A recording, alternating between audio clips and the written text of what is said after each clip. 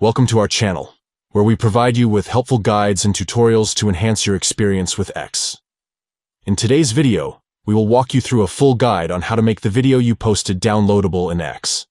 If you want to allow others to download your video, this guide is for you. Let's get started. Step 1. Open X on your device. You can find the X app on your home screen or in the app drawer.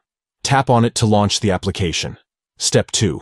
Once you're in X, try posting a video as you normally would. Select the video you want to share and proceed to the next step. Step 3. While in the process of posting the video, look for the flag icon or a similar option. Tap on it to access additional settings for your video. Step 4. Within the settings menu, you should find an option labeled "Able to be downloaded" or a similar phrase. Enable this option to make your video downloadable by others. By following these simple steps, you can make the video you posted downloadable to our in channel, X, where we allow others to save it for offline viewing.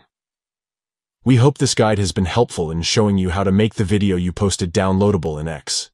If you found this video informative, please give it a thumbs up and don't forget to subscribe to our channel for more useful tutorials and guides.